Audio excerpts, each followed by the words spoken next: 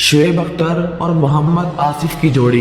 دوستو، شعیب اختر اور محمد آصف نے جب ایک ساتھ بولنگ اٹیک سنبھالا تو ماہرین کرکٹ کا کہنا تھا کہ جس ٹیم میں یہ جوڑی ہو وہ ٹیم کبھی ہار نہیں سکتی، کیونکہ ایک طرف راولپنڈی ایکسپریس رفتار کی واٹ لگا رہے تھے تو دوسری جانب محمد آصف سوئنگ گیند بازی کا جادو دکھا رہے تھے۔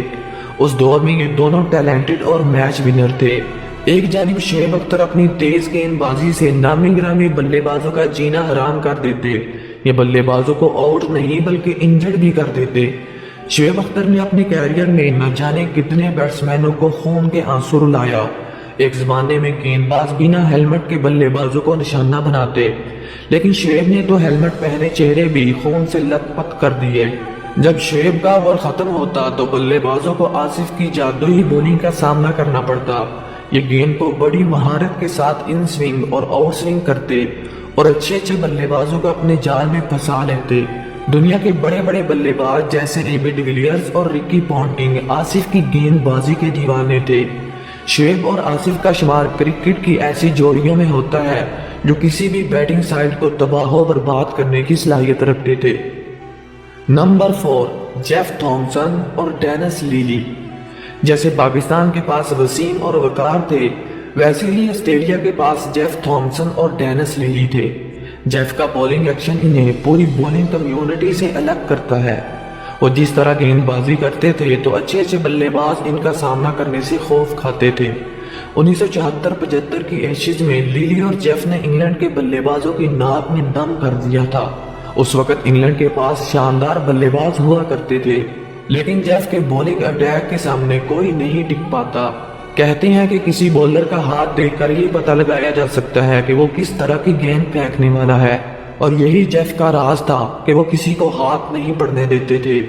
کرکٹ میں ان کا سب سے اچھا ساتھی ڈینس لیلی تھا۔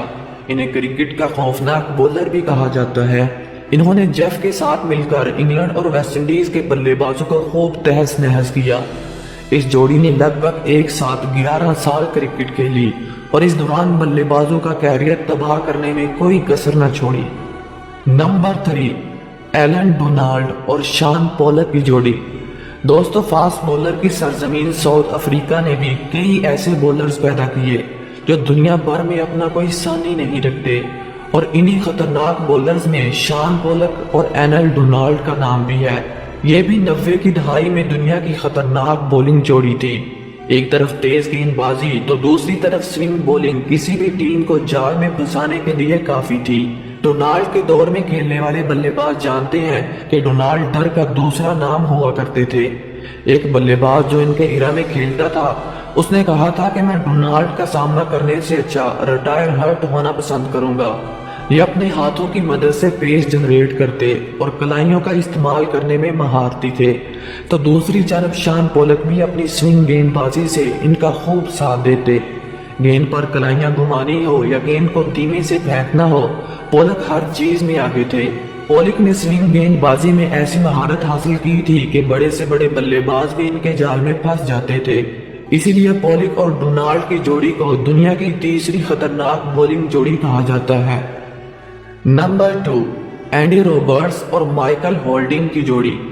اینڈی روبرٹس اور مائیکل ہولڈنگ کی جوڑی بہت ہی خطرناک تھی، اور اس جوڑی کی وجہ سے ویسٹ انڈیز کو دنیا کالی آندھی کے نام سے جانتی تھی۔ اینڈی روبرٹس ویسٹ انڈیز کے تیز گیند بازوں کی فوج کے ایک سپاہی تھے۔ انہیں کرکٹ فیلڈ کا سب سے خونخوار گیند باز بھی کہا جاتا ہے۔ آج کل بہت سے بولر سلو گیندوں کا استعمال کرتے ہیں، یہ اینڈی کی ایجاد تھی۔ حالانکہ ان کے پاس پیس کی کمی نہیں تھی، لیکن وہ بلے بازوں کو سلو گیندوں میں پھنسانا پسند کرتے تھے۔ ویسٹ انڈیز جب پوری دنیا میں سب سے تیز اٹیک والا تھا، تب مائیکل ہولڈنگ ہی تھے جس نے اینڈی کے ساتھ مل کر اس اٹیک کی ڈور سنبھالی۔ اس ٹائم سپیڈ ناپنے کا میٹر نہیں تھا، ورنہ مائیکل ہولڈنگ دنیا کے سب سے تیز ترین بولر ہوتے۔ دنیا کے سب سے مہان بلے باز سر ڈون براڈمین نے کہا تھا کہ مائیکل اور اینڈی کا سامنا کرنا موت کے سامنے کھڑے ہونے جیسا ہے۔ ان کی گیند بازی کی سب سے خاص بات تھی ان کی ایکوریسی، جو ہر تیز گیند باز کے پاس نہیں ہوتی۔ یہ جانتے تھے کہ ان کے پاس پیس ہے، اگر سنبھال لیا جائے تو راج کیا جا سکتا ہے، جو انہوں نے کیا بھی۔ نمبر 1، وسیم اکرم اور وقار یونس کی جوڑی۔ دوستو جب تک کرکٹ کھیلی جائے گی دنیا اس جوڑی کو سلام